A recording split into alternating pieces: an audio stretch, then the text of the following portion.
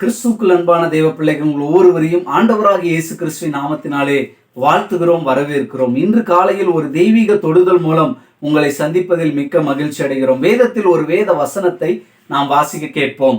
சங்கீதம் 145 வசனம் 14 வாசிப்போம். கர்த்தர் விழுகிற யாவரையும் தாங்கி மடங்கடிக்கப்பட்ட யாவரையும் தூக்கி விடுகிறார் என்று வேதம் சொல்லுகிறது.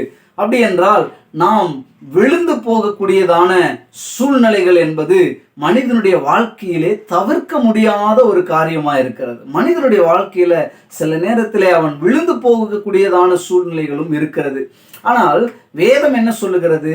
விழுந்து போகிறவனை ஆண்டவரால தாங்க முடியும், விழுந்து போகாமல் அவனை தாங்க முடியும் என்று வேதம் சொல்லுகிறது. அடுத்த வசனம் லைன் என்ன சொல்லுது அப்படின்னு சொன்னா, மடங்கடிக்கப்பட்ட யாவரையும் அவர் தூக்கி விடுகிறார். அப்படி என்றால் என்ன அர்த்தம்?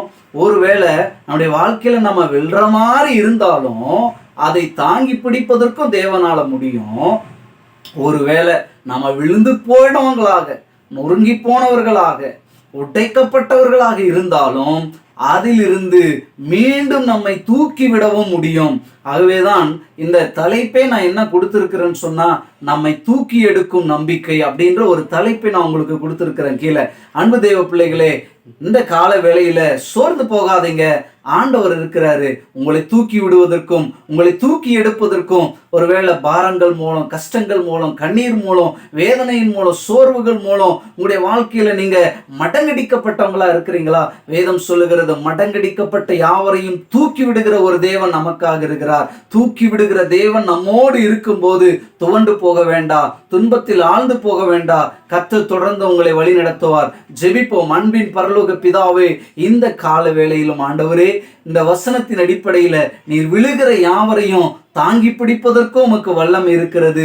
விழுந்து போன ஒவ்வொருவரையும் தூக்கி விடுவதற்கு, விழுந்து போனவன் யாராக இருந்தாலும், விழுந்து போனவன் எப்படிப்பட்ட சூழ்நிலை இருந்தாலும் நீர் அவனை தூக்கி விடுகிறீர். நீர் அவனை பழைய நிலையில் கொண்டு வந்து உருவாக்கி நிறுத்துகிறீர் என்பதை இந்த வசனம் சொல்லுகிறது.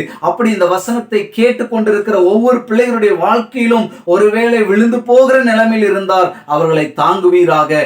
விழுந்து போன நிலைமையில் இருப்பார்கள் என்று சொன்னார், அவர்களை மீண்டும் எழுப்பி கட்டுவீராக என்று சொல்லி இயேசுவின் நாமத்தினாலே அவர்களுக்காக நாங்கள் ஜெபிக்கிறோம். ஆண்டவரே, கர்த்தர் உடைந்து போன அனைத்தையும் ஒட்டி வைத்து மறுபடியும் சீர்படுத்தி சிறப்படுத்தி அவர்களை நடத்த வேண்டுமாக ஜெபிக்கிறோம்.